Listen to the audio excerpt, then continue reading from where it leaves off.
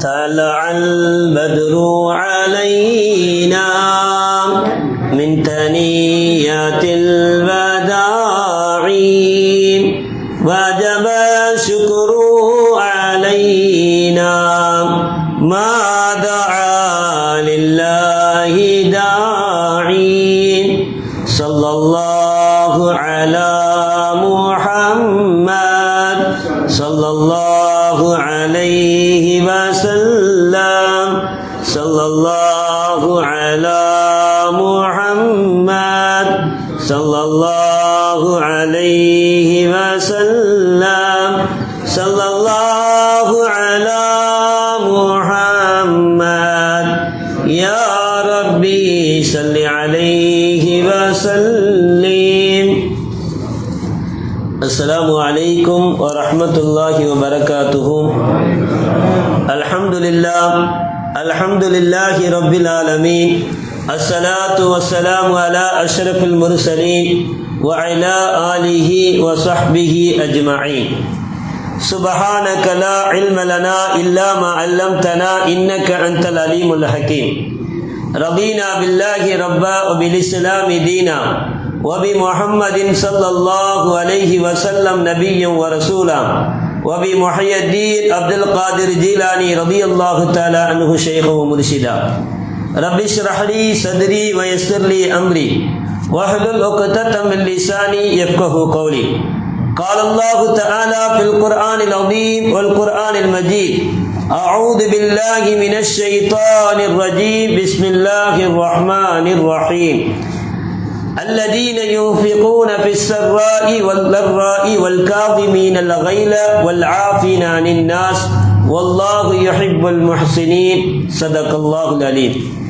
قال نبينا وشفيعنا ورسولنا محمد صلى الله عليه وسلم: اعدلوا هو أقرب للتقوى أو كما قال عليه الصلاة والسلام.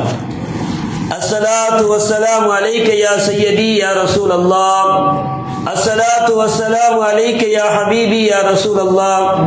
الصلاة والسلام عليك يا رحمة للعالمين يا شفيع المذنبين يا رسول رب العالمين. اللهم صل على سيدنا ونبينا مولانا محمد وعلى آل سيدنا ونبينا مولانا محمد دب القلوب ودوائها وعافية الأبدان وشفائها ونور الأبصار وضيائها وعلى آله وصحبه وسلم. எல்லா புகழும் புகழ்ச்சியும் அல்லாஹ் ஒருவனுக்கே உரித்தாகட்டுமாக. அவனின் கருணையும் சாந்தியும் எம்பெருமானார் கண்மணி முஹம்மது முஸ்தபா ஸல்லல்லாஹு அலைஹி வஸல்லம் அன்னவர்கள் மீதும் அன்னவர்களுடைய வாழ்க்கையை தனது வாழ்க்கையாக ஏற்று நடந்து அடியும் பிசகாமல் வாழ்ந்து காட்டிய சத்திய சஹாபாக்கள் மீதும் தபு தாபியின்கள் இமாம்கள் வலிமார்கள் நல்லோர்கள் சாலிஹீன்கள் அத்தனை பேர்கள் மீதும் இப்புனிதமான சபையில் கூடியிருக்கக்கூடிய நம் அனைவர்கள் மீதும் அல்லாஹுடைய சாந்தியும் கருணையும் என்றும் நிரப்பமாக நிலவட்டுமாக. வாழும் காலமெல்லாம் அல்லாஹு ரப்புல் ஆலமீனை நின்று வணங்கக்கூடிய பாக்கியவான்களாகவும் நெற்றியை எந்நிலையிலும் தரையில் சுஜூது செய்யக்கூடிய நசீபுள்ள மக்களாகவும் அல்லாஹ் நம்மை தேர்ந்தெடுப்பானாக. இந்த உடலை விட்டு உயிர் பிரிவதற்கு முன்னால் அல்லாஹுடைய காபத்துல்லா ஷரீஃபை பலமுறை ஹஜ் உம்ரா செய்யக்கூடிய பாக்கியத்தையும் மன்னர் மஹமூது முஸ்தபா ஸல்லல்லாஹு அலைஹி வஸல்லம் அவர்கள் தூயில் கொள்ளக்கூடிய புனித பூமியா மதீனத்து முனவராவை கண்டு அங்கு நாயகத்தினுடைய ரௌலாவுக்கு முன் நின்று அஸ்ஸலாமு அலைக்க ஐயுகன் நபியு என்ற புனித வார்த்தைகளை சொல்லக்கூடிய பாக்கியத்தையும் அந்த நபியிடத்தில் இருந்து வஅலைக்கும் அஸ்ஸலாம் யா உம்மத்தி என்ற அந்த வார்த்தையை பெற்ற நன்மக்களாக அந்த பாக்கியத்தை அல்லாஹ் ரப்புல் ஆலமீன் நமது வாழ்க்கையில் பலமுறை அல்லாஹ் தந்தல் புரிவானாக. அன்பிற்குரிய அல்லாஹ் நல்லடியார்களே, புனிதமான ஒரு மாதத்திலும் புனிதமான ஒரு நேரத்திலும் புனிதமே நிறைந்த அவருடைய மஸ்ஜிதிலும் அல்லாஹ் ரப்புல் ஆலமீன் நம் அனைவர்களையும் ஒன்று கூட்டியது போல் நாளை ஜன்னத்துல் ஃபிர்தௌஸில் கண்மணி முஹம்மது முஸ்தபா ஸல்லல்லாஹு அலைஹி வஸல்லம் அன்னவர்களோடு அன்னர்களுடைய பொற்பாதங்களுக்கு கீழாக கண்ணருகில் கண்டறியக்கூடிய நல்ல நசீபினையும் அல்லாஹுடைய திரு லிகாவையும் அல்லாஹ் ரப்புல் ஆலமீன் நமக்கும் நம் சந்ததிகளுக்கும் நல்லருள் புரிவானாக. அன்பானவர்களே, அல்லாஹு ரசூல் எதை ஏவினார்களோ அதை ஏவி நடந்தும், அல்லாஹு ரசூல் எதை தடுத்தார்களோ அதை தடுத்து வாழக்கூடிய நன்மக்களாக அல்லாஹ் நம்மை ஆக்கியல் புரிவானாக. புனிதமான இந்த சபையில் அல்லாஹு ரப்புல் ஆலமீன் இப்படிப்பட்ட ஒரு வாய்ப்பை ஏற்படுத்தி தந்தமைக்கு அல்லாஹ்வுக்கு நன்றி கூறி, இன்னும் இந்த ஜமாத்தார்களுக்கும் இந்த நிர்வாக பெருமக்களுக்கும் ஜஸாக்குமுல்லாஹ் கைரன் என்ற அந்த வார்த்தைகளை சொல்லி எனது உரையை துவங்குகின்றேன். நான் உங்களுக்கு முன் எடுத்துக்கொண்ட தலைப்பு, நம்மை கடந்த மாதங்களினுடைய தாக்கம் நம்மிடத்தில் எப்படி இருக்கின்றது. நம்மை கடந்த புனித மாதங்கள் என்ன? தொடர்ந்து ஒரு 4 மாதங்கள் நம்மை தொடர்ந்து என்ன செஞ்ச ஒரு புனித மாதங்கள். புனித மாதங்களில் சிறந்த மாதமான ரமலானை நாம் கடந்து விட்டோம். ரமலானுக்கு பிறகு ஒரு புனிதமான ஹஜ்ஜுடைய மாதங்கள் தொடர்ந்து 3 மாதம். அந்த மாதம் என்னது? துல்ஹஜ்ஜுடைய மாதம். இந்த துல்ஹஜ்ஜுடைய மாதத்தையும் நாம் கடந்து விட்டோம். இந்த மாதங்கள் அல்லாஹ் நமக்கு தந்த நோக்கம் என்ன? எல்லா சமூகத்தார்களையும் தாண்டி இந்த உம்மத்தே முஹம்மதியாவுக்கு இந்த மாதங்கள் கொடுக்கப்பட்டதனுடைய காரணம் என்ன? நாமெல்லாம் அறிந்ததுண்டு, இருந்தாலும் உங்களுடைய சிந்தனைக்காக வேண்டி, இந்த உம்மத்து நாளை மறுமையில் வெற்றி பெற வேண்டும், நாளை மறுமையில் ஏனைய உம்மத்தை காட்டிலும் இந்த உம்மத்து முன்னிலையில் இருக்க வேண்டும் என்பதற்காக வேண்டி அல்லாஹ் ரப்புல் ஆலமீன் மாதங்களில் சிறந்த மாதங்களையும், நாட்களில் சிறந்த நாட்களையும், இரவுகளில் சிறந்த இரவுகளையும், அதே போல அமல்களில் சிறந்த அமல்களையும், இப்படி எண்ணற்ற அமல்களில் சிறப்பானதை இந்த உம்மத்திற்கு மாத்திரமே தந்ததின் நோக்கம் என்ன தெரியுமா? இந்த உம்மத்தினர்கள் அதை பெற்று பயனடைந்து அதை தன்னுடைய வாழ்க்கையில் கொண்டு வர வேண்டும் என்ற உயரிய சிந்தனையும் அந்த நோக்கம் மாத்திரமே தவிர வேறு எதுவும் கிடையாது.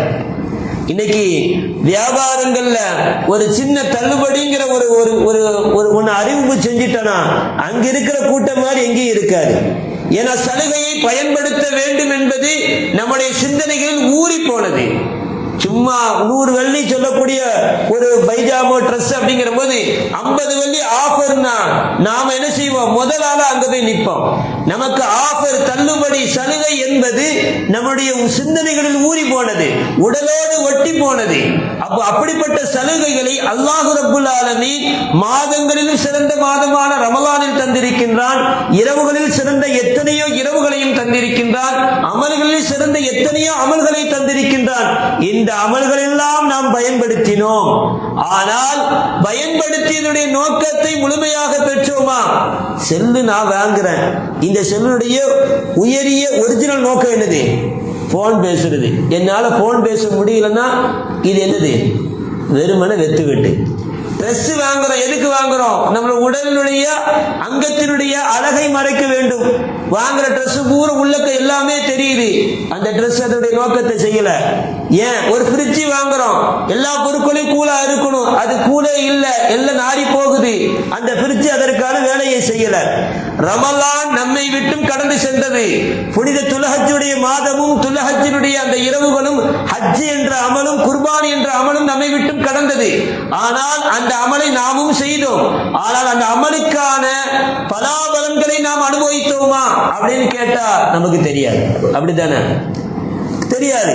நன்மைகளை, அதுக்கான கூலிகளை தரக்கூடியவன் அல்லாஹ் தான். நாளைக்கு மறுமையில் தான் இது ஏற்றுக்கொள்ளப்பட்டதா, இது ஏற்றுக்கொள்ளப்படலையா அப்படிங்கிறது நமக்கு தெரியும். ஆனால் குர்ஆனும் ஹதீஸும் நபிகள் நாயகம் ஸல்லல்லாஹு அலைஹி வஸல்லம் அவர்களும் அல்லாஹ் ரப்புல் ஆலமீனும் அல்லாஹ்விடத்தில் நீங்கள் செய்த எல்லா அமல்களும் ஏற்றுக்கொள்ளப்பட்டு விட்டது, அந்த புனிதமான அமல்கள் ஏற்றுக்கொள்ளப்பட்டு விட்டது, அந்த மாதத்திற்குரிய சங்கைகளை நீங்கள் முழுமையாக செய்து விட்டீர்கள் என்பதற்கான அடையாளமாக நம்மிடத்தில் சில காரியங்கள் இருக்கும். அந்த காரியம் இருக்காங்கிறத செக் பண்ணதுக்கு தான் அந்த பயான். அந்த காரியம் நம்ம இடத்துல இருக்குதா இல்லது? நாம என்ன செய்யறோம்? கார் ஓட்ட தெரியல, திருத்த அரிசி ஓட்ட தெரியல, ஓட்ட கத்துக்கிறோம். அந்த பயிற்சி காலம் முடிஞ்சிருச்சு. இதுக்கப்புறம் நமக்கு ஓட்ட தெரியலன்னா அங்க என்னது? நம்ம வாழ்க்கை மைனஸ் அர்த்தம். அப்ப ரமலானுடைய நோக்கங்கள் வந்தது, அதை நாம் செய்தோம், அந்த நோக்கங்களை நிறைவேற்றினோம். ஆனால் அதனுடைய பயிற்சி காலம் முடிஞ்சிருச்சு. ஆனா அந்த நோக்கத்தை நிறைவேற்றிட்டா அப்படிங்கறத நம்ம பார்க்கணும். ரமலானுடைய நோக்கம் என்ன? அல்ஹம்துலில்லாஹ், மாஷா அல்லாஹ், பாரக்கல்லாஹ். அல்லாஹ் சொல்றான், யா அய்யுஹல்லதீன ஆமனு குத்திப அலைக்குமுஸ் ஸியாம் கமா குத்திப அலல்லதீன மின் கப்லிக்கும் லஅல்லக்கும் தத்தகூன். ஓ ஈமான் கொண்ட மக்களே, நான் ரமலானை கடமையாக்கியதெல்லாம் உன் முன் சென்ற சமூகத்தில் கடமையாக்கியது போன்று உங்களுக்கு நான் கடமையாக்கியிருக்கேன். திடீர்னு பாரமான ஒரு விஷயத்தோட தந்துட்டேன் நினைக்காத. சின்ன பிள்ளைட்டு நோன்பு வைக்க சொன்னா ரொம்ப கஷ்டப்படுவேன். அந்த மாதிரி இந்த உம்மத்து மேல நான் தூக்கி போடல. உன் முன் சென்ற சமுதாயம் ஆதம் அலைஹிஸ்ஸலாம் உடைய நோம்பெல்லாம் நீங்கா நோம்பாக இருக்கும். தாவூத் அலைஹிஸ்ஸலாம் ஒரு நாள் நோம்பு ஒரு நாள் நோம்பு இல்லை. மூசா அலைஹிஸ்ஸலாம் தொடர் நோம்புகள் வைத்தார்கள். அதேபோல யூசுப் அலைஹிஸ்ஸலாம் தொடர் நோம்பு, நூஹ் அலைஹிஸ்ஸலாம் தொடர் நோம்பு, இப்படி சுலைமான் அலைஹிஸ்ஸலாம் தொடர் நோம்பு. ஒவ்வொரு நபிமார்களும் அவர்களுக்கு தொடராக நோம்புகள் இட்டார்கள். அதே போன்று இந்த உம்மத்துக்கு நோம்பை நாம் கடமையாக்கினோம். தொடர் நோம்பு அல்ல, வருஷத்துல ஒரு 30 நாள். எதுக்கு தெரியுமா? லஅல்லக்கும் தத்தகூன். இதுதான் ரமலானுடைய நோக்கம். நீங்கள் இறையச்சம் உடையவர்களாக மாறி இருக்க வேண்டும். இறையச்சம் வந்துட்டா அல்லாஹ் சொன்னோன்னு எனக்கு பயம் வரும். இதான் இறையச்சம். அல்லாஹ் சொன்ன உடனே எனக்கு பயம் வந்துடுச்சு. அது இந்த உம்மத்துக்கு லா இலாஹ இல்லல்லாஹ் முஹம்மது ரசூலுல்லாஹ் என்ற இந்த நாவு அந்த வார்த்தையில நிலைஞ்சிட்டாலே அந்த பயத்தை அல்லாஹ் கொடுத்துருவான். அல்லாஹ்னா எல்லாத்துக்கும் பயம் இருக்குதான் செய்யும். அதுக்கு பிறகு ஷைத்தான் நம்ம உடம்புல மிகைக்கிறான் தெரியுமா? இதுதான் ரமலான் வேலை செய்யலங்கிறதுக்கு அடையாளம். அப்போ ரமலானுடைய உயரிய நோக்கம் என்ன தெரியுமா? லஅல்லக்கும் தத்தகூன். இந்த தத்தகூன் கிடைக்க வேண்டும் என்பதற்காக வேண்டிதான் நபிகள் நாயகம் ஸல்லல்லாஹு அலைஹி வஸல்லம் நம்மை கடுமையாக எச்சரித்தார்கள். ரமலானுடைய எத்தனையோ சிறப்புகளை நபிகள் நாயகம் ஸல்லல்லாஹு அலைஹி வஸல்லம் நமக்கு சொல்லி தந்தாலும் கூட ஒரு கட்டத்தில் இப்படி ஒரு ஹதீஸை பலமுறை கேட்டிருப்போம். ஆனா அந்த ஹதீஸ்ல இப்படி ஒரு நுட்பம் இருக்குதாங்கிறது நம்ம மறந்துருப்போம். மெம்பர் படி ஹதீஸ் ஆமீன் ஆமீன் ஆமீன் அப்படின்னு கேள்விப்பட்டிருப்போம். ஜிப்ரீல் அலைஹிஸ்ஸலாம் துஆ செஞ்சாங்க, ரசூலுல்லாஹ் ஆமீன் சொன்னாங்க, இப்படிங்கிற ஒரு கற்பனையில முடிச்சிருப்போம். ஆனா அந்த துஆவுடைய ஒரு விரிவாக்கத்தை பார்க்குமா? இந்த துஆவை யார் அனுப்பி விட்டாரு? நம்மை படைத்த ரப்புல் ஆலமீன். யாரு? நம்மை படைப்பாளன். ஒரு பவர் யார்கிட்ட கொண்டு வந்தாங்க? அந்த துஆ கொடுக்கப்பட்ட ஆள் யாரு? ஜிப்ரீல் அலைஹிஸ்ஸலாம் அவர்கள். மலக்குமார்கள் மிகப்பெரிய தலைவர், அல்லாஹ்வுடைய வேதத்தை மாத்திரம் சுமக்கக்கூடிய ஒரு தலைவர். நபிகள் நாயகம் ஸல்லல்லாஹு அலைஹி வஸல்லம் அவர்களுக்கு 23,000 முறை வந்த ஒரு மாமனிதர். எப்படிப்பட்டவர்? இரண்டாவது பவர் இந்த துஆவுக்கு. மூணாவது, இந்த துஆவை யார்கிட்ட கொண்டு ஒப்படைச்சாங்க? நபிகள் நாயகம் ஸல்லல்லாஹு அலைஹி வஸல்லம். வமா அர்ஸல்னாக இல்லா ரஹ்மத்தல் லில் ஆலமீன். இந்த உலகத்திற்கே ரஹ்மத்தாக அனுப்பப்பட்ட அந்த நபியிடத்தில் நாளை மறுமையினுடைய ஷஃபாத்துல் உலமாவுடைய தலைவரான நபிகள் நாயகம் ஸல்லல்லாஹு அலைஹி வஸல்லம் அவர்கள் மனித புனிதர். எதை கேட்டாலும் இல்லை என்று சொல்லாத ரப்புல் ஆலமீனுடைய ஒரு முஹப்பத்தான ஒரு பிரியத்துக்குரிய ஒரு மாமனிதர். அவர் ஆமீன் சொல்றாரு. மூணாவது பவர் அந்த துஆ. இந்த துஆ எங்க சொல்லப்படுது? மஸ்ஜிது நபவி என்ற உயரிய பள்ளிவாசல். உலகத்திலேயே 3 சிறந்த பள்ளிவாசல் என்னதெல்லாம்?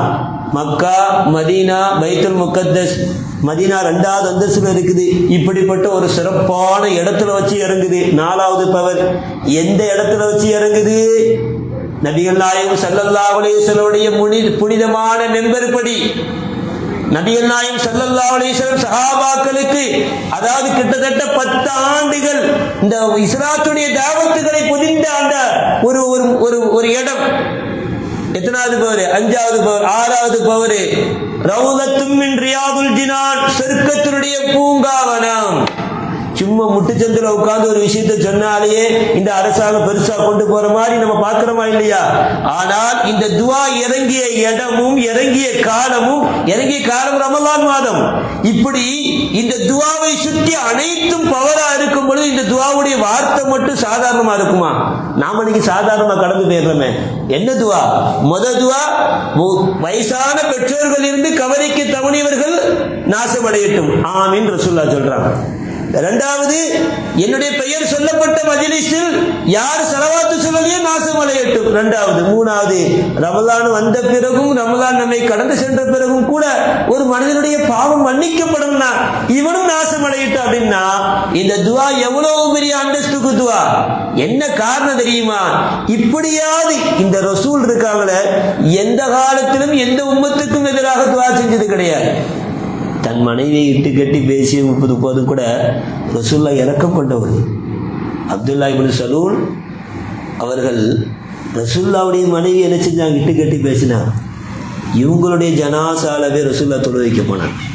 தொழு வச்சுட்டாங்க. உமர் ரலியல்லாஹு அன்ஹு தடுத்தாங்க. யார சொல்லலாம், உங்களுடைய உயரிய குணம் என்ன? உங்களுடைய நற்குணம் என இப்படி மிகச்சி இருக்கிற, இன்னக்கல அலா குலுக்கின் அதீம், மகத்தான குணத்தின் மீது இருக்கிற ரப்பு சொன்னானே, அந்த குணத்தை பார்க்கிறேன். யாரை மன்னிக்கிறீங்க நீங்க? உங்க மனைவியை பத்தி இட்டுக்கட்டி பேசியவன், எப்படி பேசியவன், தகாத முறையில் பேசியவனுக்கெல்லாம் நீங்க போய் தொழு வைக்க போயிட்டீங்களே. சட்டையை பிடிச்சி இழுத்தாங்க, ரசூலுல்லாஹ்வுடைய சட்டையை பிடிச்சி இழுத்தாங்க. சில இடங்களை உமர் ரலியல்லாஹுடைய வார்த்தைகள் குர்ஆன்ல ஆயத்தாக பதிவு செஞ்சது நம்ம கேள்விப்பட்டிருப்போம் இல்லையா? 17 இடம், 24 இடம், 34 சில இடங்களை சொல்லுவாங்க. அதுல ஒரு இடம், வலா துஸல்லி அலா அஹதின், நபியே நாயகமே இப்படிப்பட்டவர்களுக்கெல்லாம் நீங்க என்ன செஞ்சிடக்கூடாது, தொழுவக்கூடாது. அல்லாஹ் என்ன செஞ்சானா? அதுக்கு பிறகு அல்லாஹ் ஆயத்தை இறக்குனானா. அப்படி நபிகள் நாயகம் ஸல்லல்லாஹு அலைஹி வஸல்லம் தன்னுடைய எதிரிகளுக்கு கூட எதிராக துஆ செய்யாத நபிகள் நாயகம் ஸல்லல்லாஹு அலைஹி வஸல்லம் தன்னுடைய இறுதி மூச்சிலும் கூட யா உம்மத்தி யா உம்மத்தி யா உம்மத்தி என்று மரணித்த அந்த ரசூல், என் உம்மத்தின் மீது கருணை கொண்ட அந்த ரசூல், இந்த உம்மத்துக்கு எதிராக நாசமடையட்டும் நாசமடையட்டும் என்று ஒரு உயரிய இடத்திலிருந்து உயர்ந்த அந்த மகான்களுக்கு மத்தியில் இப்படி ஒரு வார்த்தைகளை பயன்படுத்துறாங்கன்னா, நான் அப்படி ஒரு வார்த்தையை பயன்படுத்தும் போது அந்த விஷயத்தில் நீ அலட்சியமா இருக்கலாமா? இருந்துட்டோமே. நமக்கு லால்லக்கும் தத்தக்குங்கிற அந்த இது வரலையே. நான் அடுத்து சொல்லக்கூடிய விஷயங்கள் உங்களுக்கு தெரியும். அதுக்கு பிறகு அந்த தத்தக்குனுடைய அடையாளங்கள் நம்மகிட்ட இருந்துச்சுன்னா, ரசூலுல்லாஹ்வுடைய அந்த துஆவுக்கு நாம பயந்துட்டோம், அந்த துஆ விட்டும் தப்பித்து விட்டோம், லால்லக்கும் தத்தக்கும் நம்மிடத்தில் நுழைந்து விட்டது என்பதை நாம சிந்திக்கணும். அடுத்த புனித மாதம் என்னது? துல் ஹஜ்ஜி. ஹஜ்ஜி வலில்லாஹி அலன்னாசி வ அத்திம்முல் ஹஜ்ஜ வல் உம்ரத லில்லாஹ். அல்லாஹ்வுக்காக வேண்டிய ஹஜ்ஜையும் என்ன செய்யுங்க, உம்ராவையும் அல்லாஹ்வுக்காக வேண்டி செய்யுங்கன்னு அல்லாஹ் சொல்லி இருக்கிறான். அல்லாஹ்வுக்குன்னு செய்த அந்த காரியம் அல்லாஹ் ஏற்றுக்கொண்டானா? அல்லாஹ் ஏற்றுக்கொள்ளட்டும். புனித ஹஜ்ஜை நோக்கி போயின அந்த மகான்களுக்கு அல்லாஹ் ரப்பல் ஆலமீன் அவருடைய ஹஜ்ஜுடைய காரியங்களை இலகுவாக்கி கொடுத்து அவர்கள் தாயகம் திரும்புகின்ற பொழுது அன்று பிறந்த பாலகனாக, பாவங்கள் மன்னிக்கப்பட்ட நல்லடியார்களாக அவர்கள் யார் யாருக்கெல்லாம் இருகரம் ஏந்துகிறார்களோ அவர்களுடைய துஆக்களும் அங்கீகரிக்கப்பட்டவர்களாக, எல்லோருடைய பாவங்கள் மன்னிக்கப்பட்டவர்களாக, அது போன்ற பாக்கியம் எல்லோருக்கும் கிடைக்கப்பட்டவர்களாக அவர்களை அல்லாஹ் ஆக்கி அனுபவிக்கட்டும் இன்ஷா அல்லாஹ். அப்போ ஹஜ் யாருக்காக வேண்டி? அல்லாஹ்வுக்காக வேண்டி இருக்கணுங்கிறான். அடுத்து நாம கொடுத்த ஹஜ்ஜுடைய நாட்கள்ல நாம செய்த அமல்கள்லயே உயர்ந்த அமல் என்னது? குர்பானிங்கிற அமல். அல்லாஹ் குர்பானுடைய அமலை சொல்லும் போது லை யனாலுல்லாஹு லுஹூமுஹா வலா திமாவுஹா வலாக்கின் யனாலுஹு தக்வா. நீங்க பெருசு பெருசா ஆடு அறுத்திருப்பீங்க, பெருசு பெருசா மாடு கொடுத்திருப்பீங்க, நிறைய ரிங்கிட்டு செலவழிச்சு வாங்கியிருப்பீங்க, நிறைய கறியெல்லாம் வர மாதிரி வாங்கியிருப்பீங்க பங்கு. இதெல்லாம் அல்லாஹ்க்கு பெருசு இல்லை. வலாக்கின் யனாலுஹு தக்வா. இறையச்சை எப்படி இருந்துச்சு? என் பக்கத்து வீட்டுக்காரன் சொன்னான், எப்பா உன்னால் என்னால் பெருசாக கொடுக்க முடியுமான்னு கேட்டான். அவன் 4000 ரிங்கிட்டு பிடிச்சானா, 5000 ரிங்கிட்டு பிடிச்சிருக்கிற. இந்த காரணமா? இல்லை. அடுத்ததுக்காரன் பார்க்குறான், எடுத்துக்காரன் பார்க்குறான், என் சொந்தக்காரன் என்ன தப்பாக நினச்சிருவான் அப்படிங்கிறதுக்காக வேண்டி செய்கிறேன். இந்த காரணமா? அல்லாஹ் பாதுகாக்க வேண்டும். இங்கே கொடுத்தா காசு ரொம்ப கூடுது, ஊரில் கொடுத்துட்டா கொஞ்சம் குறையுது, இப்படிங்கிற நோக்கமா? அல்லாஹ் பாதுகாக்க வேண்டும். குறை சொல்லணும் இல்லை, சில பேர்களுடைய சிந்தனைகள் ஊர்ல கம்மியா இருக்கு உஸ்தாத் அப்படிங்கிற அந்த நோக்கம். நீ ஊர்ல கொடுக்கணும் நீயத்து அழகானது, ஆனா அந்த நோக்கங்களை சைத்தா இப்படி கொண்டு வருவான். நம்ம கொஞ்சம் ரொம்ப தெளிவா இருக்கணும். அல்லாஹ்வுக்கும் நம்ம ஒரு அமல் செய்ய வந்துட்டோம்னா அங்க சைத்தா சும்மா விட மாட்டான். அங்க சைத்தான் செய்ய மாட்டான், சும்மாவே விட மாட்டான். எதையாவது ஒரு சின்ன சின்ன ஒரு போல்ட்டை கொண்டு திரிச்சிட்டு போயிடுவான். அந்த போல்ட் கலந்து நம்ம என்ன செய்வோம்? அல்லாஹ் பாதுகாக்க வேண்டும். அப்ப இந்த மாதிரி உங்களுடைய உயரிய சிந்தனைகள்ல ஏதாவது ஒரு கோளாறு சைத்தான் பண்ணிட்டு போயிடுவான். இந்த மாதிரி சிந்தனை மாறுதா? இதெல்லாம் கிடையாது. உன்னுடைய சிந்தனை, என்னால இன்னைக்கு இத்தனை வருஷம் பெருசு பெருசா கொடுத்துட்டு இருந்தோம்பா, இன்னைக்கு எனக்கு ஒரு ஒரு பங்கு சேர்ற மாதிரி தான் ஒரு காசு இருக்குது. இங்க 800 ரிங்கிட்டுங்கிறாங்க, ஆடு கொடுத்தா 1000 ரிங்கிட்டுங்கிறாங்க. சரி, நம்ம ஏதாவது வருஷம் வருஷம் கொடுத்துக்கிட்டு இருக்கிறோம், கையில ஒரு 300 ரிங்கிட்டு தான் இருக்குது, ஊர்லயாவது கொடுத்து சேருவோம் இப்படிங்கிற சிந்தனை அல்லாஹ் ஏத்துக்குவான். வருடம் முழுதும் எனக்கு என் வாழ்க்கையில் இருக்கக்கூடிய ஒரு உயரிய அமல் இந்த வருடம் இல்லாமல் போய்விடக் கூடாது என்பதற்காக வேண்டி ஒரு குறைந்த தொகையை நோக்கி ஒரு சிந்தனை போது அல்லாஹ் ஏத்துக்குவான்.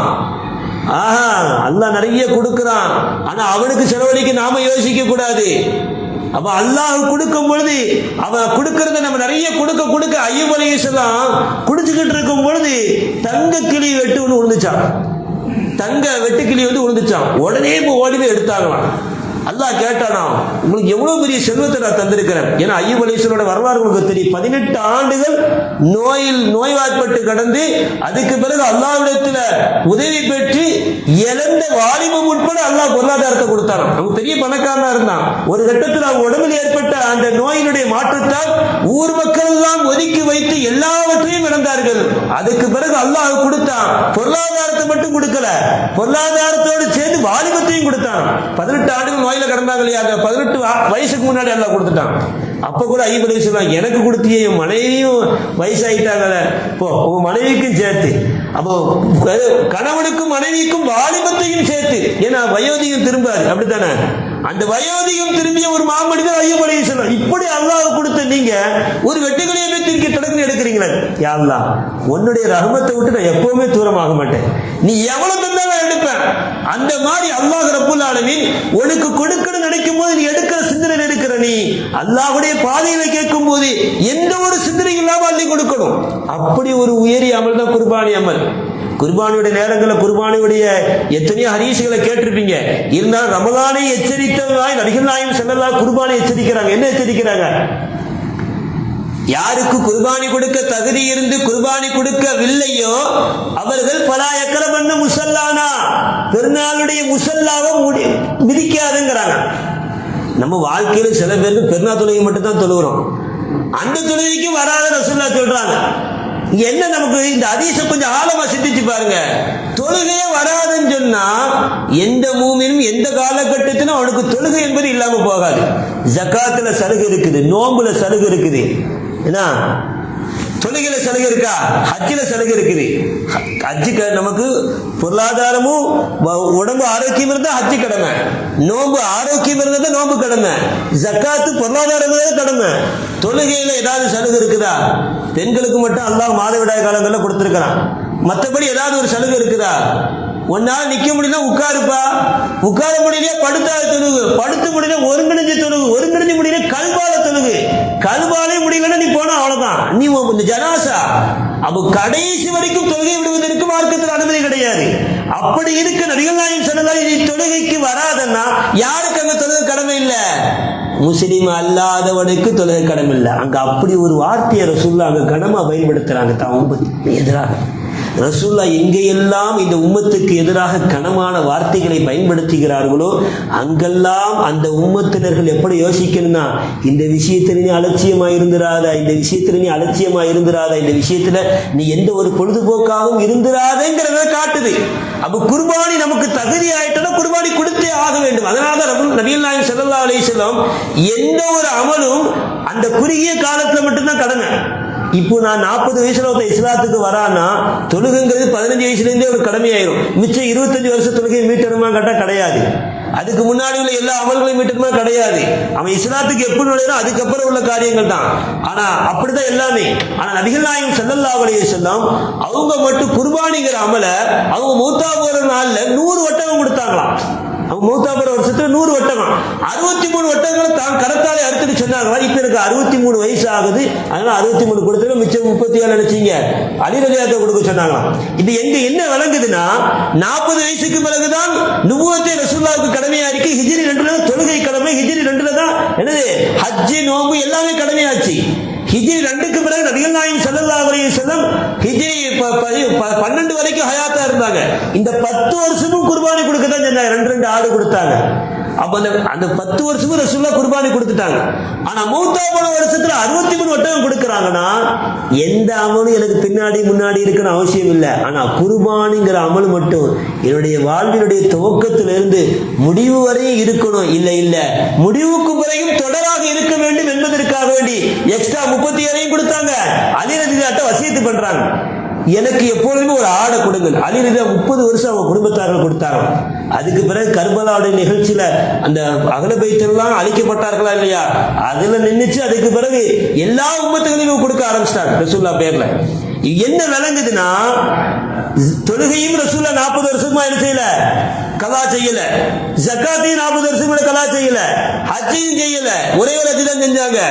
ஆனால் இந்த குர்பானிங்கிற அமல் மட்டும் முன்னாடி பின்னாடி இருக்கணும்னா, ரசூலுல்லாஹ் ஒரு காரியத்தை ஒரு முறை செய்தாலே இந்த உம்மத்துக்கு கடமைங்கிற பொழுது அந்த காரியம் ரசூலுல்லாஹ்வுடைய வாழ்க்கையில திரும்ப திரும்ப திரும்ப தொடராக இருக்குதுன்னா, அந்த விஷயத்துல நாம அலட்சியமா இருந்துடக்கூடாதுன்னு அப்படிங்கிற.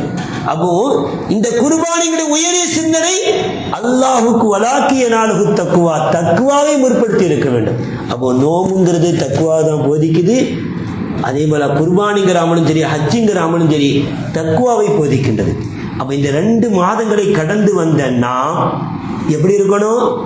இறையச்சம் உடையவர்களாக இருக்கணும். இறையச்சம் நம்மள்கிட்ட வந்துட்டான்னு இப்போ செக் பண்ணிடுமா? யார்கிட்ட கேட்கலாம்? அல்லாஹ்ட்டே கேட்போமே. இறையச்சம் எப்படி வரும்? அல்லாஹ்ட்ட குர்ஆன்ல நம்ம கேட்கிறோம். குர்ஆன் சொல்லுது, அல்லதீன யுன்ஃபிகூன ஃபிஸ்ஸர்ராஇ வல்லர்ரா. அதுக்கு மேல அல்லாஹ் சொல்றான், வசாரிஉ இலா மக்ஃபிரத்தின் மிர் ரப்பிக்கும் வ ஜன்னத்தின் அர்துஹஸ் ஸமாவாத்து வல் அர்து. இறையச்சம் உடையவர்களுக்கு அல்லாஹ் வச்சிருக்கக்கூடிய உலகத்தை அல்லாஹ் சொல்லல, மறுமையில கிடைக்கக்கூடிய பாக்கியத்தை அல்லாஹ் சொல்றான். வசாரிஉ இலா மக்ஃபிரத்தின், அல்லாஹ்வுடைய மக்ஃபிரத்தின் பக்கம் வாங்க. எப்படிப்பட்டது தெரியுமா? அது வானம் பூமி அகலத்தை காட்டிலும் மிகப்பெரியது. இன்னைக்கும் பூமியுடைய ஆழத்தையும் கண்டுபிடிக்கல, வானத்தினுடைய உயரத்தையும் கண்டுபிடிக்கல. அந்த அளவுக்கு மிகப்பெரிய ஒரு சொர்க்கம் இருக்குது. இது யாருக்கு தெரியுமா? உஇத்தத்துல் முத்தகீன், இறையச்சமுடையவர்களுக்கு அல்லாஹ் கொடுக்கறாங்கறான். இறையச்சமுடையவர்கள் யார் என்று அல்லாஹ் அடுத்த ஆயத்துல சொல்றான். அல்லதீன, அவர்கள் யார் தெரியுமா? யுன்ஃபிகூன ஃபிஸ்ஸர்ராஇ வல்லர்ராஇ, இருக்கின்ற பொழுதும் இல்லாத பொழுதும் அல்லாஹ்வுடைய பாதையில கொடுப்பார்கள். 100 ரிங்கிட் இருந்தா கொடுப்பான், 10 ரிங்கிட் இருந்தா யோசிப்பான். அப்படின்னா அங்க கிடையாது. இன்னைக்கு ரமலானும் இந்த துல்ஹஜ்ஜுடைய மாதம் கடந்துருச்சு. இன்னைக்கு ஒரு தர்மம் கொடுக்கும் பொழுது ரமலான்ல அல்லாஹ்வுடைய மாதம் ரமலான் ரமலான் ரமலான் சோப்பே காலியானாலும் வீட்டுல போய் எடுத்து வந்து கொடுத்தோம். அப்படித்தானே இருந்தோம். ரமலான்ல நம்மளுடைய அமல்களையும் நம்மளுடைய தர்மங்களையும் தான தர்மங்களையும் இன்னும் பிற அமல்களையும் எவ்வளவு ஒரு அச்சம் இருந்தது. அந்த மாதம் இறைவனுடைய நெருக்கம் பெறுவதற்காக வேண்டி பள்ளியின் தொடர்போடு, அமல்களின் தொடர்போடு, தர்மத்தினுடைய தொடர்போடு, எது கேட்டாலும் யார் என்ன வந்து கேட்டாலும் எதையாவது கொடுத்து விடணும் என்ற அந்த உயரிய சிந்தனை ரமலான்ல இருந்துச்சு. ரமலான் அல்லாத காலங்கள்ல அடுத்த ரமலானுக்கு பார்ப்போம் அப்படின்னு சிந்தனை வந்துச்சுன்னா, நீ சீசன் ஆகுடியா? நீ சீசன் ஆகுடியா? சீசன்ல முளைக்கக்கூடிய மாம்பழ சீசன் வந்தா மாம்பழம் கிடைக்கும், துரியான் சீசன் வந்தா துரியான் கிடைக்கும். மற்ற எந்த சீசன், அந்த மற்ற எல்லா சீசன் கிடையாது. அப்ப ரமலானுங்கிற சீசனுக்கு நீ ஒரு அவுளியா மாதிரி முளைச்சிருக்கிற. ரமலான் கடந்தது, உன்னுடைய அவுளியாவுடைய அந்த சிந்தனைகளும் போய்விட்டது. அல்லாஹ் பாதுகாக்க வேண்டும். இது ஒரு இடத்துல எந்த ஒரு மலனையும் வேலை செய்யல. ரமலான் வந்து நபிகள் நாயகம் ஸல்லல்லாஹு சொன்னாங்க, சிலருடைய ரமலான்கள் இருக்குது. எப்படி தெரியுமா? அவர்கள் எல்லாரையும் போல பசித்து தான் இருப்பார்கள். அவங்க பசித்து தான் இருந்தாங்க, வேற ஒண்ணுமே கிடையாது. எல்லாரையும் போல பசித்து தான் இருப்பாங்க, அவங்க பசித்து தான் இருந்தாங்க. பசியோடு இருந்தா அவ்வளவுதான். அதான் ஜனம் இருக்கிறவன் 2 மணிக்கு சாப்பிடும் போது இன்னைக்கு ஒரு 3 மணிக்கு சாப்பாடு கிடைச்சா ஒரு 1 மணி நேரம் பசியோடு இருந்தான். இந்த மாதிரி ரமலான்ல நீ ஒரு 12 மணி நேரம் பசியோடு தான் இருந்தே தவிர வேற எந்த ஒரு நற்பலனும் உங்கள்கிட்ட கிடையாது. ரமலானுக்குள்ள எந்த தாக்கமும் உங்கள்கிட்ட வரல. அந்த தாக்கம் வந்திருந்தால் இன்னைக்கும் நம்ம நினைச்சுவோம், தர்மத்துடைய விஷயத்துல 100 வெள்ளி இருக்கும் பொழுது, அதாவது 10 வெள்ளி எடுத்து கொடுக்கும் பொழுது நம்மளுடைய சிந்தனைக்கு எவ்வளவு உயர்வா சந்தோஷமா எடுத்து கொடுப்போமோ, அதே மாதிரி 10 வெள்ளி இருந்தாலும் அப்போ அந்த சிந்தனை வரணும். இருக்கும்பொழுது அல்லாஹ்வுடைய நேசர்கள்லாம் எழுதணுமா, இருக்கும்பொழுது கொடுக்கிறப்ப இல்லாத பொழுது கொடுப்பாங்க. இல்லைங்கிற அந்த சிந்தனையே கிடையாது. ஒரே ஒரு சம்பவம் சொல்றாங்க பாருங்க. ஹுசைன் ரதியல்லாஹ், ஹசன் ரதியல்லாஹ், ஜாபிர் ரதியல்லாஹ், அவங்களுடைய சிறிய தந்தை. இவங்க 3 பேரும் ஹஜ்ஜுக்கு போறாங்க. ஹஜ்ஜுடைய காரியங்களை முடிச்சுட்டு வரக்கூடிய நேரத்தில் அரஃபா மைதானங்கள்ல அவங்களுடைய லக்கேஜை தொலைச்சிட்டாங்க, ஃபைனல் லக்கேஜை தொலைச்சிட்டாங்க. அந்த நேரத்தில் கடுமையான பசியாகிறதுக்கு அவங்கள்ட்ட ஒண்ணுமே இல்லை.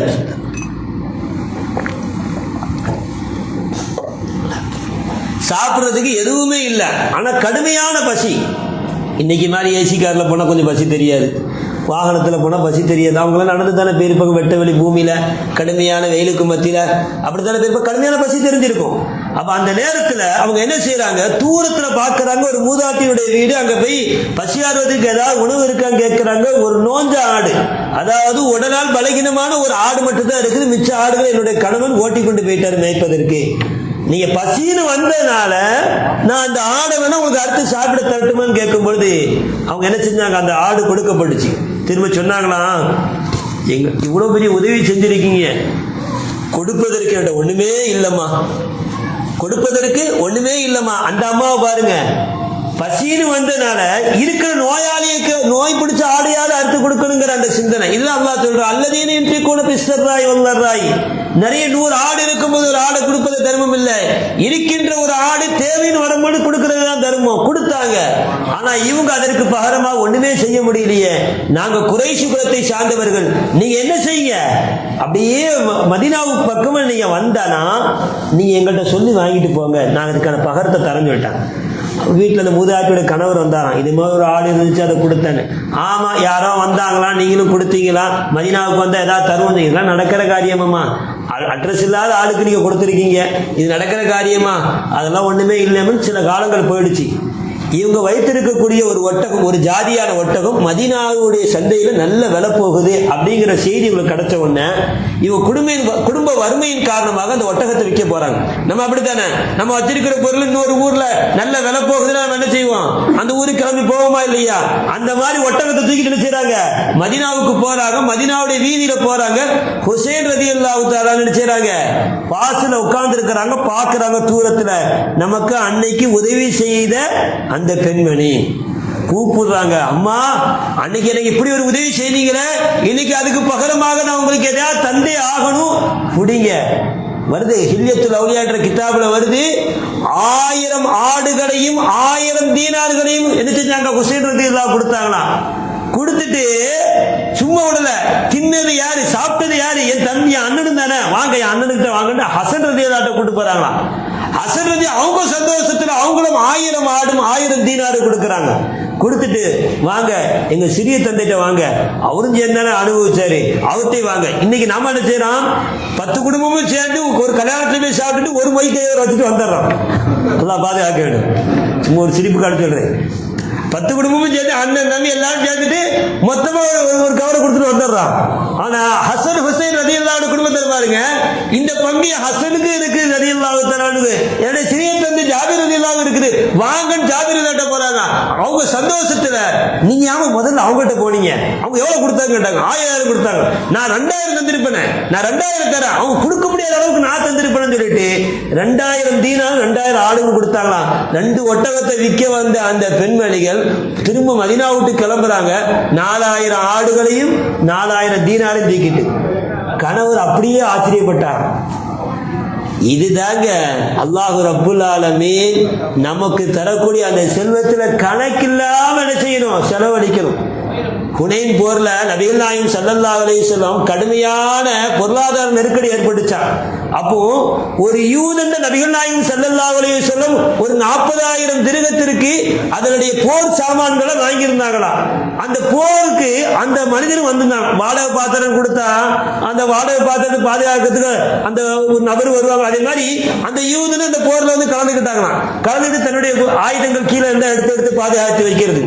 இந்த போர் முடிஞ்ச உடனே நபிகள் நாயகம் ஸல்லல்லாஹு அலைஹி வஸல்லம் நிறைய கனிமத்து பொருள், எத்தனையோ 40,000 ஆடுகளும் 23,000 ஒட்டகங்களும் கிடைச்சிட்டான். அப்படியே கண்ணு கட்டுற தூரம் வரைக்கும் ஆடு மந்தையா இருந்துச்சான். ரசூலுல்லாஹ் எல்லா சஹாபாக்களுக்கும் அள்ளி அள்ளி கொடுக்குறான். கொடுத்த உடனே இந்த 40,000 தினம் கடன் கொடுத்தவர் அவர் அப்படியே ரசூலுல்லாஹ்ட்ட வராங்க. ரசூலுல்லாஹ் அவருக்கான தொகையெல்லாம் கொடுத்து முடிச்சிட்டாங்க. முடிச்ச உடனே அப்படி போகும்பொழுது அப்படியே தூரத்தை அப்படி எட்டி பார்த்தாராம், ஆட்டு மந்தைய எட்டி பார்த்துட்டு ரசூலுல்லாஹ் அப்படி பார்த்துட்டு போனாங்க. ரசூலுல்லாஹ் என்னம்மா உங்களுக்கு வேணுமா அப்படின்னா, உன் கண்ணு எவ்வளவு தூரம் பார்க்குது அவ்வளோத்தையும் அள்ளிட்டு போனான். உன் கண்ணு எவ்வளவு தூரம் பார்க்குது அவ்வளோத்தையும் அள்ளிட்டு போனாங்களாம். அப்படியே ரசூலுல்லாஹ்ட்ட அன்னக்க ரசூலுல்லாஹ் யா ரசூலுல்லாஹ் உங்களை இஸ்லாத்தை ஏத்துக்கிறேன் அப்படின்னா, இப்படித்தாங்க இஸ்லாம் வளர்ந்துச்சு. கம்பியை தூக்கிட்டோ கல்லை தூக்கிட்டோ அல்லது அருவாளை தூக்கிட்டோ இஸ்லாம் பரவலங்க. ரசூலுல்லாஹ்வுடைய உயரிய குணம், இந்த மார்க்கம் அந்த குணத்தை தான் போதிக்கின்றது என்பதை உணர்ந்து அவர் என்ன செஞ்சிட்டாரு, அங்கேயே இஸ்லாத்தை ஏத்தார். இந்த மாதிரி அல்லாஹ் தந்த பொருளை அல்லாஹ் கேட்கின்ற பொழுது கணக்கு மாறாம அள்ளி கொடுத்துடணும். நாளைக்கு இருக்குமா அப்படிங்கிற அந்த சிந்தனை இருந்தாலே அங்கே நப்சே அம்மாரா உள்ள என்ன செஞ்சிட்டார், ரசூலுல்லாஹ் வந்துட்டான்னு அர்த்தம், சைத்தான் வந்துட்டான்னு அர்த்தம். நாளைக்குங்கிற சிந்தனை வந்துட்டாலே அங்க நமக்கு வேலை செய்கிறது அர்த்தம். இன்றைய பொழுது ரப்புல் ஆலமீன் என்னை யாரிடத்திலும் கையேந்தாம அவனுடைய ரஹ்மத்திலிருந்து அவனுடைய அருள்ல இருந்து கொடுக்க வச்சானே, இந்த பாக்கியத்துக்கு அல்ஹம்துலில்லாஹ் அப்படின்னு நீங்க துஆ செஞ்சிட்டாலே ரமலான் நமக்கு வேலை செஞ்சிட்டு. அப்போ நாம முத்தகீன்களாக இருக்க வேண்டும் என்று சொன்னால் நம்மகிட்ட இருக்கக்கூடிய முதல் குணம் என்னது, இருக்கின்ற பொழுதும் இல்லாத பொழுதும் ஏதோ ஒண்ணு நம்மளை நாடி வரவங்கள்ட்ட என்ன செஞ்சிடணும், எதையாவது கொடுத்து என்ன செஞ்சிடணும், அல்லாஹ்வுடைய ரஹமத்தை பெற்றுவிடும். இரண்டாவது அல்லாஹ் அந்த ஆயத்தில் சொல்றான், அல்லதீன யன்ஃபிகூன பிஸ்ஸர்ராயி வல்லர்ராயி வல் காதிமீனல் கைல, கோபத்தை அப்படியே வெண்டு மெழுகணும். இதுதான் இங்க பெரிய பிரச்சனையா இருக்குது. இதுதான் இங்க பெரிய ரமலான் நினைச்சிட்டு அல்லாஹ்வுக்கு அமைதியா எப்பா டென்ஷன் ஆக்காத போப்பா நான் நோம்பு வச்சிருக்கிறேன்பா அப்படின்னு ரமலான் நினைச்சு பெரிய அவளியா மாதிரி பேசியிருப்போம். ரமலான் முடிஞ்சு பெருநாள் நேரத்தில் ஏதாவது பிரச்சனை வீட்டுல போட்டு வாங்குறது, அவன் அப்படி செஞ்சுட்டான் சைத்தான் இப்படி செஞ்சுட்டான் அப்படி இப்படி நினைச்சு கெட்ட கெட்ட வார்த்தைகள்லாம் பயன்படுத்துறது. ரமலான்ல இருந்து அந்த தக்குவாவும் அந்த அந்த பேணுதலும் அந்த பயமும் ரமலான் கடந்து பெருநாள் தொழுது முடிச்சு வந்தோம் நினைச்சிட்டு பெருநாள் தொழுதுட்டு வருவோம் செருப்ப காணும் எந்த சைத்தான் தூக்கிட்டு போனான்னு தெரியலையே, அவன் உருப்பிடுவானா, அல்லாஹ் பாதுகாக்க வேண்டும்.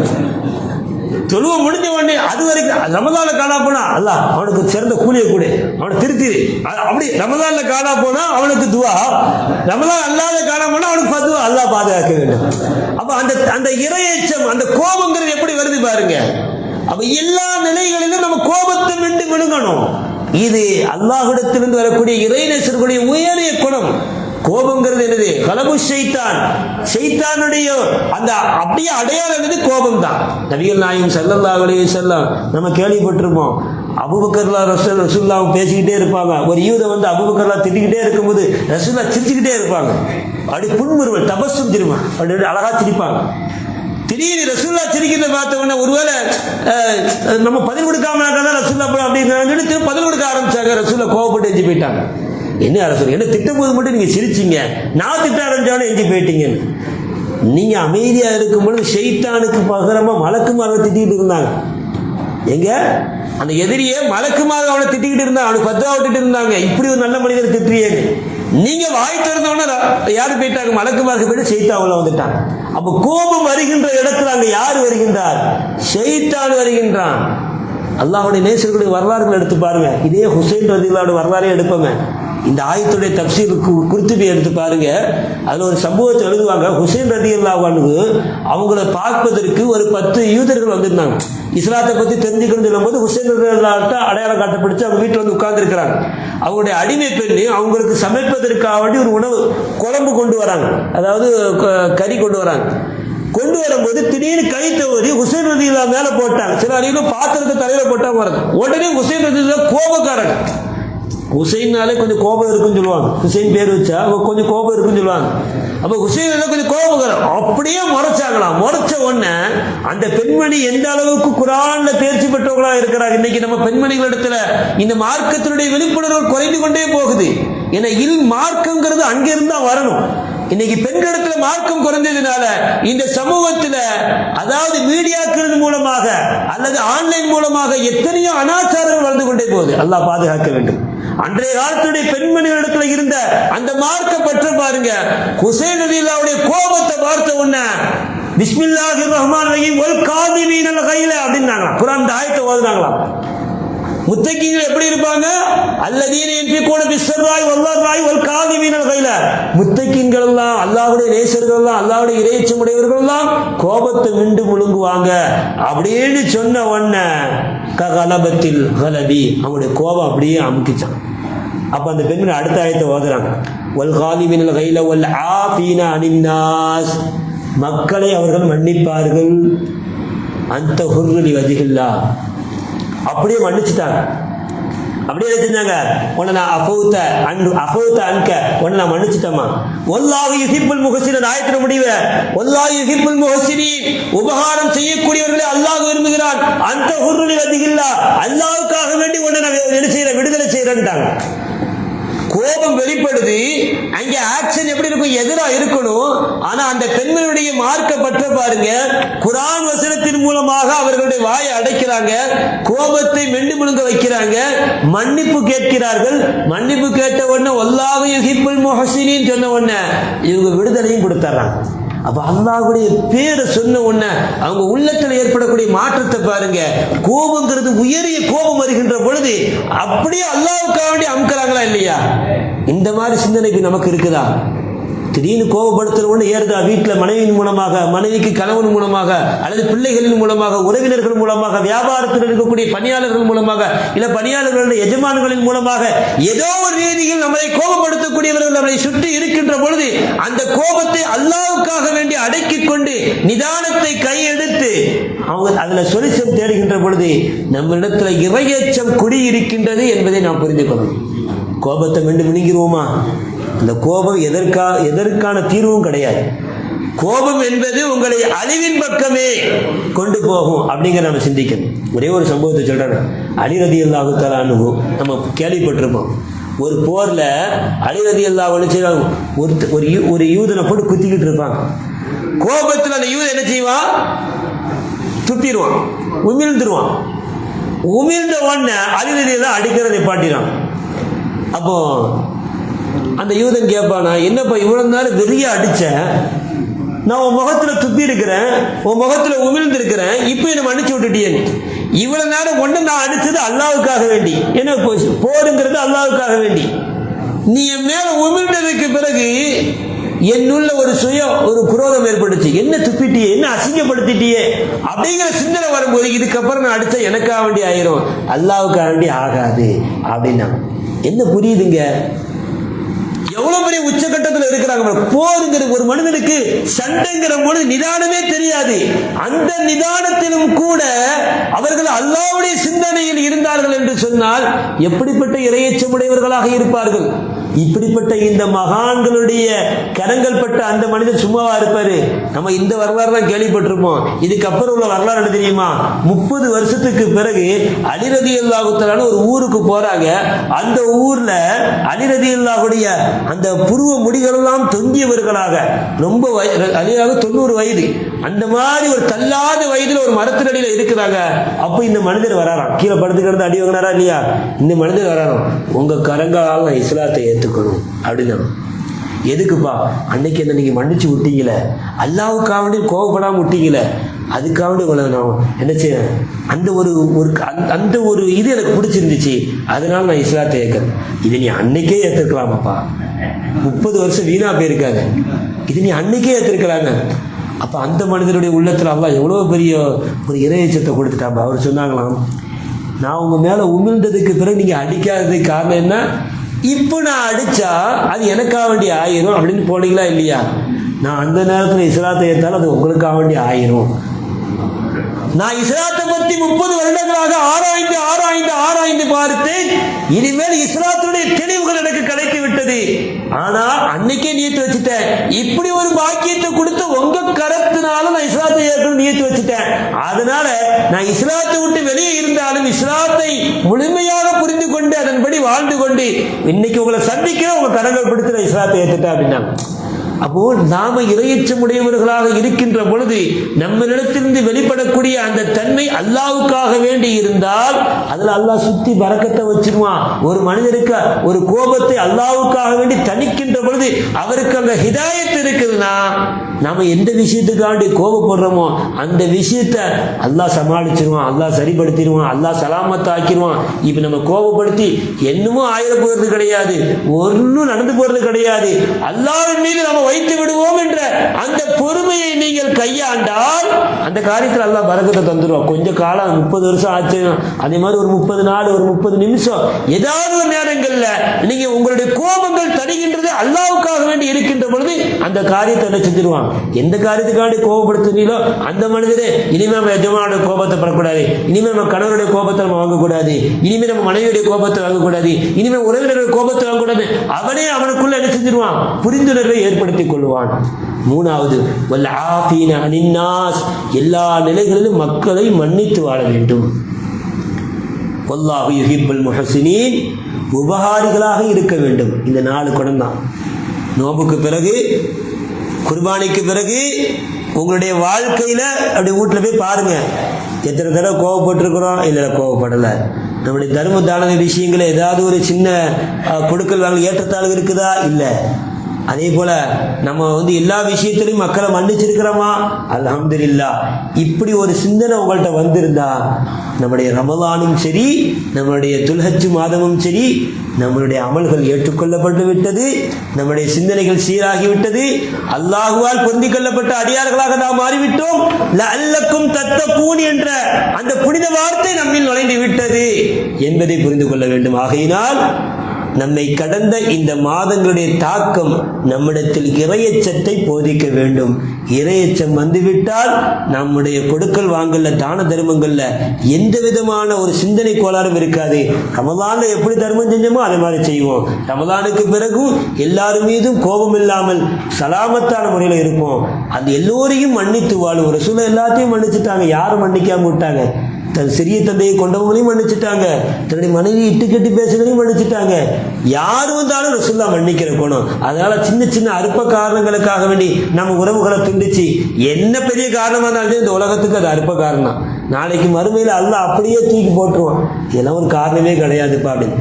ஆகையினால் எல்லோரையும் மன்னித்து வாழுங்கள், எல்லோருக்கும் உபகாரியாக மாறுங்கள். அல்லாஹ் ரப்புல் ஆலமீன் அடுத்த ரமலானும் சரி, அடுத்த துல்ஹஜ்ஜும் சரி, இதே போல ஒரு உயரிய சிந்தனையோடு உயரிய அல்லாஹ்வுடைய நெருக்கத்தை பெற்ற நன்மக்களாக அல்லாஹ் ஆக்கி விடுவான். அப்படிப்பட்ட நன்மக்களாக அல்லாஹ் நம்மை தேர்ந்தெடுப்பானாக. பிஹக்கி செய்தனா முஹம்மது ஸல்லல்லாஹு அலைஹி வஸல்லம். ஒரு சின்ன துஆ சலாமத்தோடு இந்த நிகழ்ச்சி நிறைவேறும்.